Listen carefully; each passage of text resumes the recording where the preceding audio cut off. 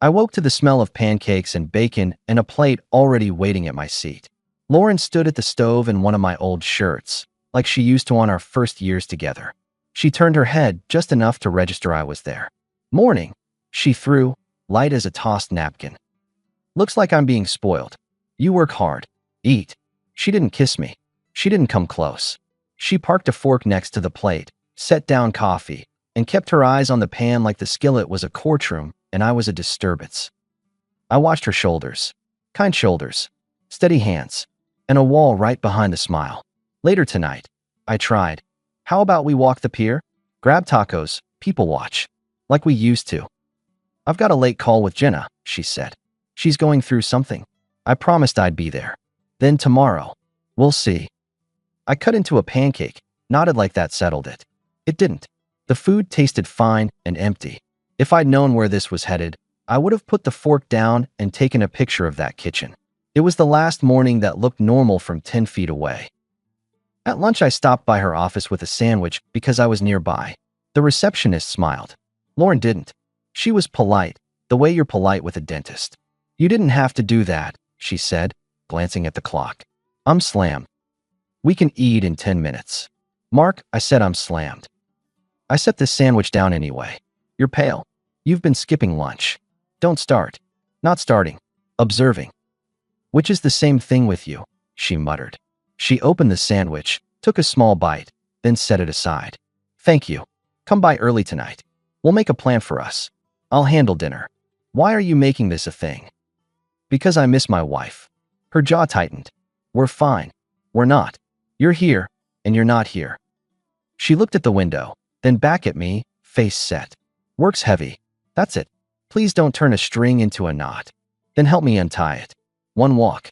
One honest talk. I'm your husband, not a stranger you wave at. You're pushing." I leaned back. "I'm making a point. Tonight." She stared a half beat, then picked up her phone. "I'll try." "Lauren." She raised a hand. I said I'll try. I took the hint.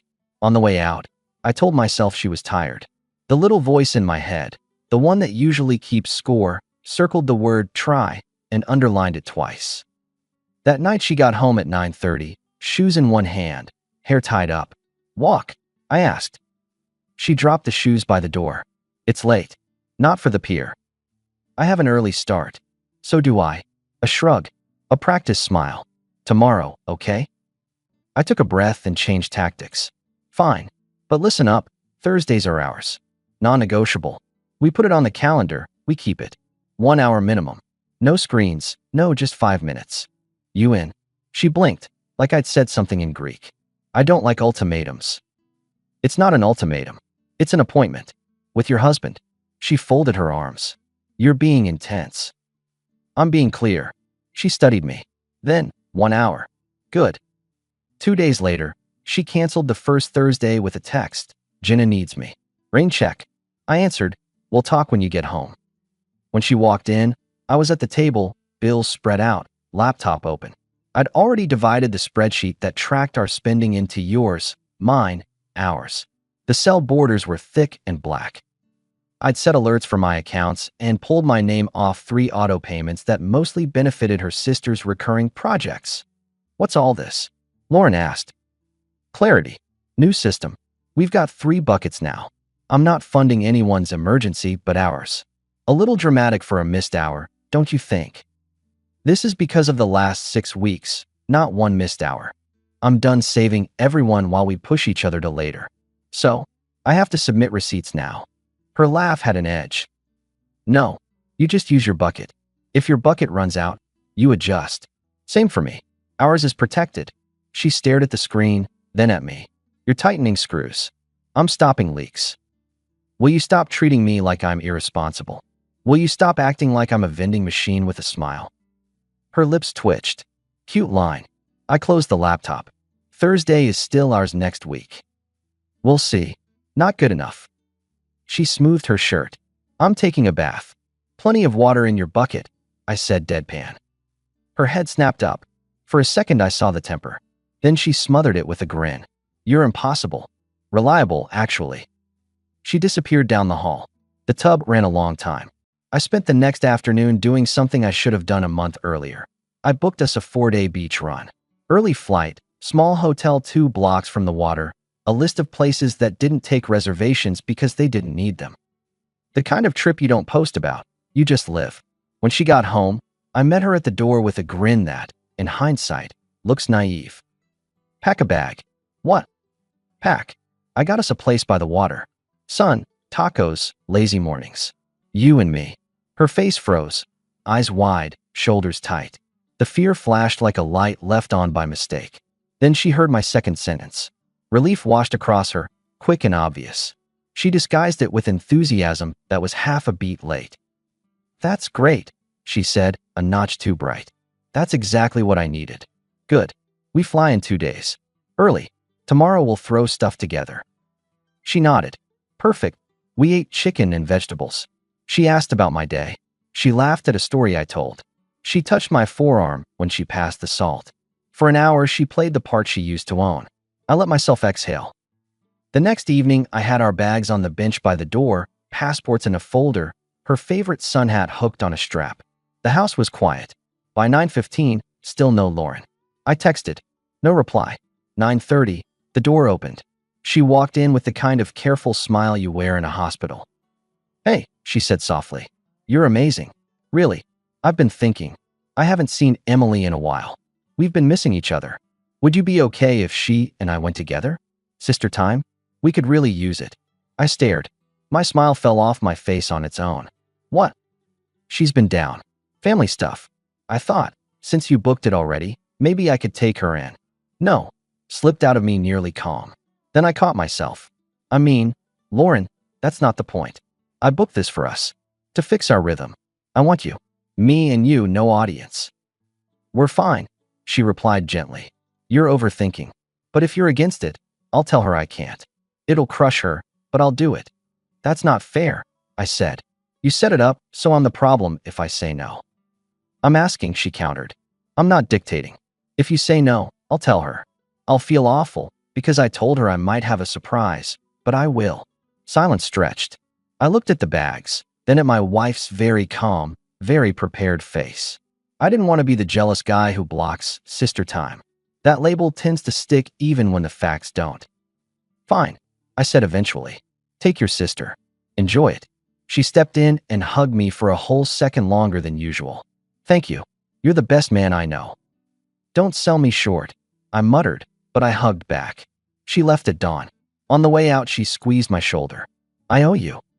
You do, I answered. That evening, I met my guys at O'Malley's to watch highlights and talk life. Nate from the shop, Ted, and Micah. We've been a table for 15 years. I told them the story, minus the sting in my gut. I laid it out like a case. Nate looked at me over his glass. Your wife took a trip you planned for both of you, with her sister. Correct. After weeks of canceling on you. Also correct. And you're okay with that? I'm not okay. I'm choosing not to start a war. Micah winced. Sounds like the war started. You just didn't hear the first shot. Ted tried a softer angle. Maybe Emily really needed it. Maybe, I said. Maybe that fear on Lauren's face when I said pack a bag wasn't about missing a hair appointment. They let that hang. Nate drummed his fingers. Set your rules now. Not later.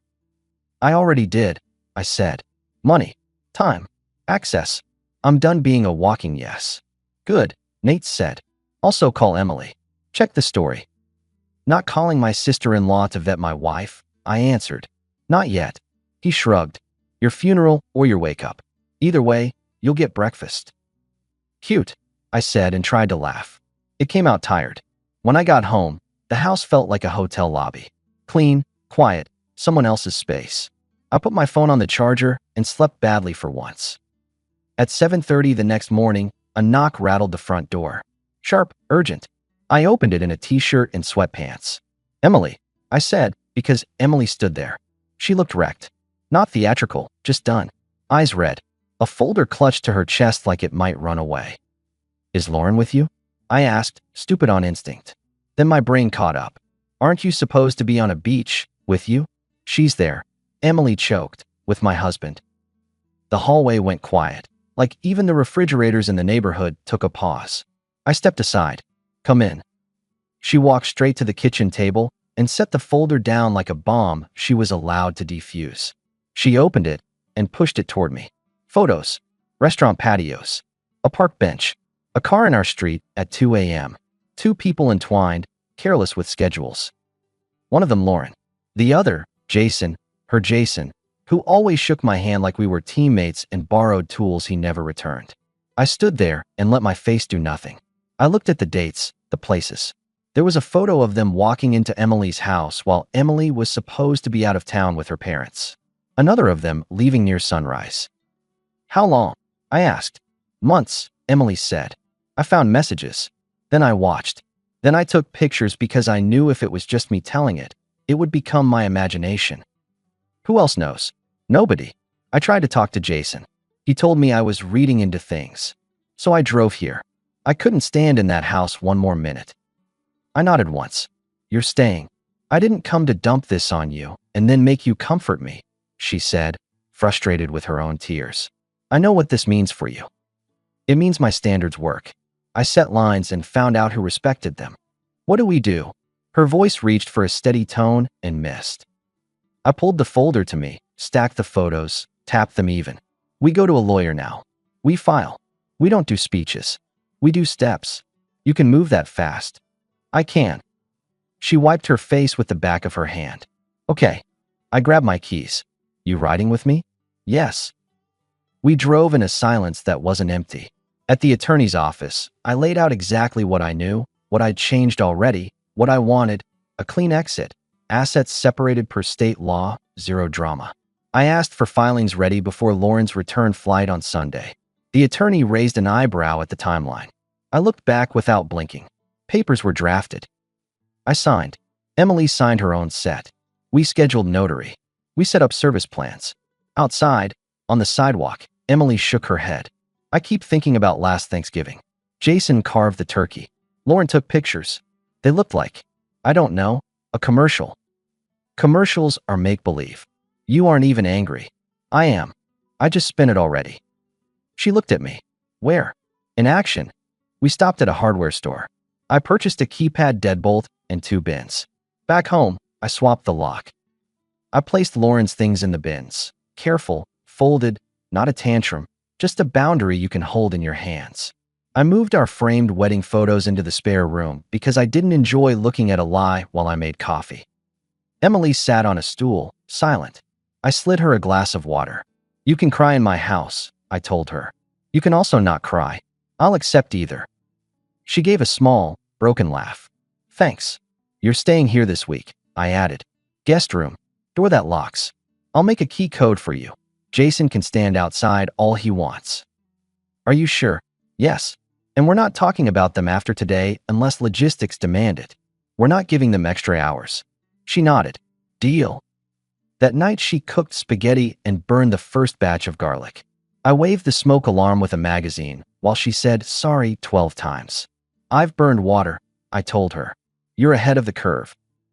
We ate at the island and talked about anything except the obvious. Her work. My shop. The idiot who brings his pickup in every 6 months only when it breaks, and then argues about why it breaks. Normal things. Emily had a dry observation streak I'd never noticed at family dinners because she always sat 2 chairs down while Lauren and Jason ran commentary for everyone. At 10, my phone buzzed. Lauren. Hey babe, she chirped. The view from our room is ridiculous. Well, the room I'm sharing with Emily. A laugh. Too smooth. Glad you're enjoying the sun, I replied. I looked at Emily. She stared at her glass. You sound stiff, Lauren said lightly. You okay? I'm reorganizing the garage. It's soothing. You're such a dad sometimes, she teased. Listen, I'm sorry about the switch. I shouldn't have asked. It was selfish. I know you wanted us time. Noted. When I'm back, we'll do a weekend. My treat. Let's revisit. Why are you being weird? Because I'm done talking in circles. Go enjoy the trip. I love you, she said, extra sweet. I let a beat pass. Good night, Lauren. I hung up. Emily looked at me, searching for judgment. I didn't offer any. Mid-turn, I said. What? Softening tactic after pressure. People do it when they sense distance. It works on most. Will it work on you? It'll slow me for 10 seconds. Then I'll keep walking. She nodded like she needed that sentence, then went to the guest room. I took the couch for no reason except I liked the vantage point. The house looked different with the photos gone. It breathed. The next day at the shop, Nate cornered me near Bay 3. You look like a man with a plan. I am. Lay it out. Locks changed. Money separated. Papers filed. Evidence cataloged. No speeches queued. He whistled low. You kept receipts. Emily kept them. I just learned how not to ignore them. You going to confront at the door or in a neutral spot? At the door, I said. My house, my rules. Witness included. Who? Emily. Nate nodded grimly. Good. Said it in front of the one person who can't be spun as just a jealous husband. He'll try to out-talk. Will you let him? Jason gets a calm sentence and the door. Lauren gets the same. After that, lawyers. Nate clapped my shoulder once. You're cold when you need to be. I learned from the best, I said. The world. Later that night, Lauren sent a photo of her legs by a pool. No face, just scenery. The message said, wish you were here. I set the phone face down and scrubbed a pan. Emily watched from the island, eyebrows up. Impressive, she said dryly. Postcard sincerity, I replied. She really thinks I'm next to her right now, Emily murmured. People can believe two things at once if both are convenient. Midweek, Lauren called again. Babe, don't be mad, she started. But I checked the bank and saw the buckets thing. It felt controlling. It's transparent. It's punitive. It's grown up. I'm on vacation you paid for, she said, catching herself a second too late. I know exactly what I paid for. She pivoted. I miss you, I'm sure. Why are you like this? Because I'm not a doormat. That's not fair. What's not fair is asking for more access than respect. Look, Lauren, bring the key fob when you return. I changed the lock. Silence. Then, wow. House security upgrade. Relax. You'll have a code. You changed the lock while I'm away? Correct. That's a lot. Welcome to clarity. She hung up. That night, Emily and I watched a documentary and didn't finish it. The couch was comfortable. The conversation was more so. Two adults who'd been cooked slowly in someone else's kitchen learning how to taste food again. Friday, Emily cooked again and nailed the garlic. She also cleaned the guest bath because that's who she is. She put on one of Lauren's old hoodies that Lauren never wore. She asked if it was weird. I said, "Wear what makes you warm." She smiled without any brightness added by effort. Saturday, Jason knocked on my door midday. I didn't open it. "Mark, come on," he called. "Let's not make this messy." "We won't," I said through the door. "You can speak to Emily by email." "This is crazy." "No, this is timed. You're overreacting, man." I pressed my forehead to the wood, more to ground myself than anything. "Jason, the only reason I'm not saying what I'm thinking is because I prefer sentences that hold up in a room with paperwork. Step off my porch." He muttered something about misunderstandings. His footsteps retreated. Emily exhaled from the hallway. "Thanks," she said. "Don't thank me. Thank good hinges. We planned Sunday morning like a checklist. Coffee at 8. Breakfast at 9. Lauren's flight landed at 10:15. She'd text me at 10:40. She'd be at the door by 11. At 7:45, I cracked eggs while Emily warmed the skillet. Routine. Almost peaceful. The island had flowers that Lauren ordered monthly. It made the room look nicer than the week deserved. "You ready?" Emily asked. "Yes." "You want me to talk first or you?" "You get the first line." She nodded and poured coffee. We sat a moment and looked at the front door like it might have feelings. At 11, keys rattled against the new lock. A pause. A knock. I opened. Lauren walked in pulling a carry-on, hair done, sunglasses on her head, tan that didn't come from our backyard. She stopped when she saw Emily at the stove. "What?" she snapped, volume already high. "What is this? Why are you in my house? Where's Jason?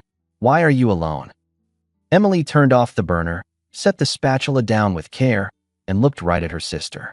"Now you know how it feels," she said, crisp. "Ugly, isn't it?" Lauren's mouth opened, closed, opened again. A beat later, her brain caught up, and she realized she'd just announced two separate stories and neither matched. The room shifted. "Explain," she ordered me, defaulting to tone. I pointed to the table. "Sit." "I'm not." "Sit," I repeated, neutral. She sat. Emily took the chair opposite. I stood by the island, hands resting on the edge. The folder lay between us. I moved it closer. What's that? Lauren asked. Documentation, I said. She reached, but I put my hand on it. I'm going to talk, and then you can talk. Then we're done. You don't get to control. This is me not raising my voice. I cut in. Listen or leave. She looked at Emily, then at me, calculating. Fine. You told me you needed sister time. You also told Emily you were in different places at different hours while you and Jason used her empty house like a discount hotel. You've been doing that for a while. Emily watched long enough to be certain. That folder has timestamps and addresses. The lock is changed. Your things are in 2 bins by the door. Your code will be deactivated at 6 p.m. A courier will deliver the rest of your items tomorrow. An attorney will contact you this afternoon. We're done. For a second, no sound but the hum of the fridge. Lauren rallied. That's not what you think. It's exactly what I think. Spare us a monologue. She pivoted to offense, like she'd trained for it. You haven't loved me for months. You're cold. You're intense. You set rules like you're my boss. I set rules like I'm my own. That's overdue. To be honest, maybe I needed something you weren't giving. You checked out. Emily stood, hands flat on the table. You used my husband and my house. You handed me a role in your cover story. You lied to both of us because you wanted 2 lives with 1 bill. That's not a need. That's calculation. Lauren flushed. You don't understand. No, Emily said quietly. I understand perfectly. Lauren turned back to me. You talked to her before you talked to me? She showed up at my door at 7:30 in the morning with paperwork. That trumped your pool selfies. Pool selfies? She repeated, like the phrase was rude. Your timing was worse. Emily slid the folder to her. Look, or don't. It changes nothing. Lauren looked, but only at the top photo, then pushed the whole stack away like it was contagious. You've been living here, she rounded on Emily. Together? For a week, Emily answered. Lauren laughed, short and bitter. Wow, you two really found comfort fast. Emily's face went still. Don't project your methods onto us. Lauren stood abruptly. I need to go. I need to think. I need my things. I gestured to the bins. There. She scanned the room like there might be allies hidden near the coffee maker. There weren't. She tried a last card. If you do this, you'll regret it. You'll throw away years. I'm throwing away the last few months, I replied. The years are already gone. You sold them off in installments. She gripped the handle of her suitcase. You'll look back and see you overreacted. Maybe, I said, but I'll be looking back from a place with a door that locks when I press a button. She stared, then straightened. So that's it. After everything, you're done. Yes. Say it, she demanded, almost pleading. Say you're done. I held her eyes, steady. I'm finished being married to someone who thinks respect is optional. You can leave now. She stood there a heartbeat, then bent, grabbed the bins, and rolled her suitcase to the door. She fumbled with the handle, then remembered the code wasn't relevant anymore. I opened it for her. She paused on the threshold. You're cruel, she said. No, I answered. I'm consistent. She walked out. The door closed. I leaned against it, not because I needed support, but because it felt like the right punctuation. Emily let out a sound that was half laugh, half exhale. Then she cried, not the wild, choking cry from my porch, but something quieter, like pressure releasing from a sealed jar. I poured coffee. We sat again, on the far side of something we didn't order, but finished anyway. An hour later, we drove to Emily's house. Jason was there, fidgeting with his watch on the couch.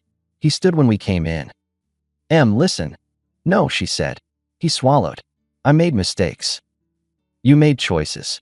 It didn't mean. She cut him off with a small, tired wave. Stop saving your breath for the version of me that begs. I'm not her. He blinked. He tried to rally. We can work through. You'll get the same packet Mark's wife will get, Emily said. Please don't call me at night. Email only. The lock is changing this week. He looked at me like I might intercede. I raised an eyebrow. He shut his mouth. We left. On the drive back, Emily stared out the window. I thought today would feel like an explosion, she said. It feels like a fire alarm finally going silent. Silence is underrated, I answered. You think she'll come back? She asked quietly. She'll come back to the habit of me. That doesn't exist anymore. We agreed, no more autopsies. No more play-by-plays. We cooked, we cleaned, we walked at sunset. We were two adults who'd both decided to stop sitting in rooms where we were slowly erased.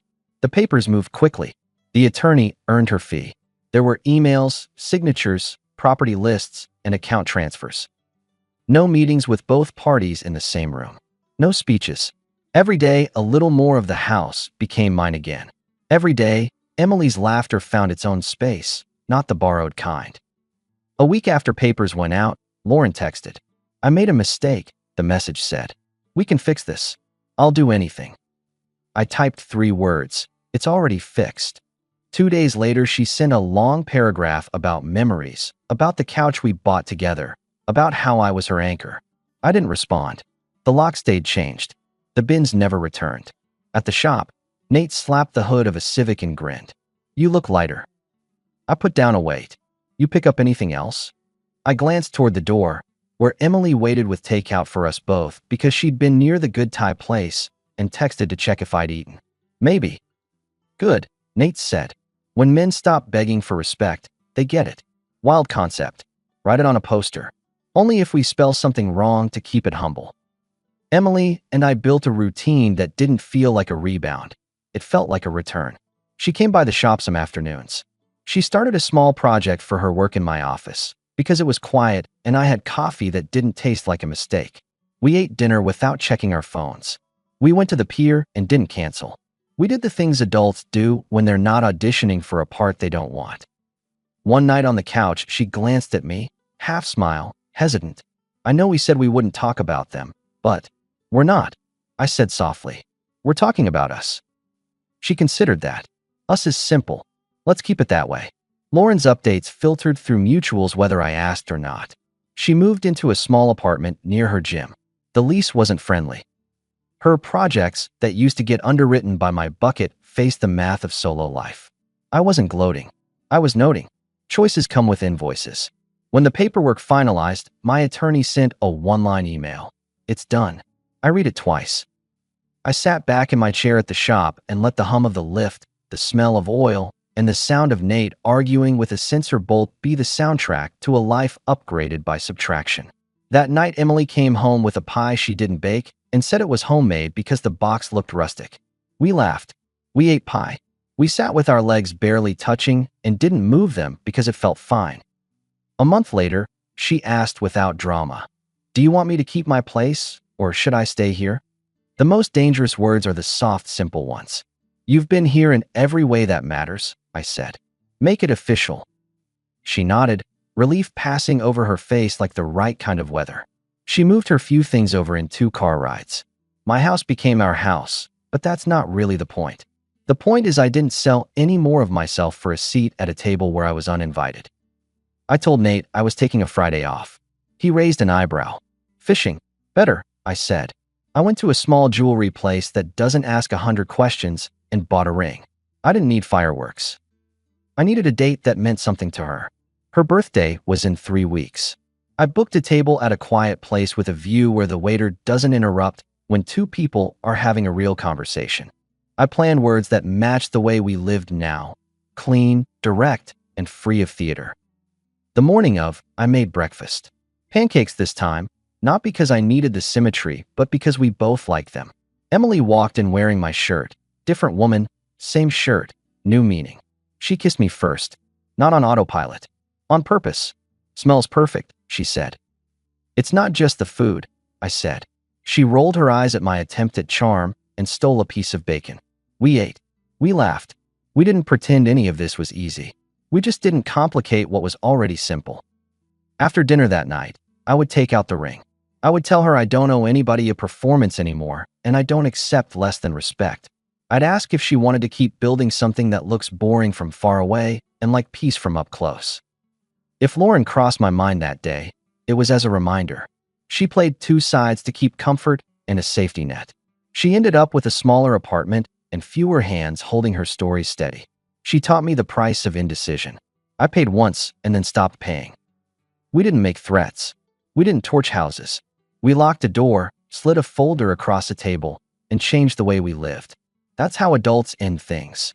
Not with noise, but with a clean line. Before we left for dinner, Emily brushed a crumb off my sleeve, then looked at me with that unpracticed, honest smile I'd grown to recognize as hers alone. "You okay?" she asked. "Better than okay," I said. "I'm done living in rooms where I have to prove I belong." She nodded like she'd been waiting to hear that exact sentence. Me too. I picked up my keys.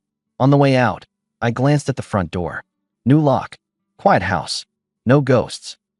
That's the last thing I told Lauren, by the way, when she came once more a week after we'd finalized everything, just to test the edges. She stood on the porch, hands twisting a strap, voice pitched careful. "Can we talk?" "We already did." You didn't even let me apologize." "You didn't apologize," I said. "You negotiated." "I messed up. You built a system," I corrected. "I dismantled it. Mark, please." "I wish you good health," I said evenly. "And better choices." She tried to find a crack. There wasn't one. I closed the door gently. No slam. No speech. Just the sound of a lock doing its job.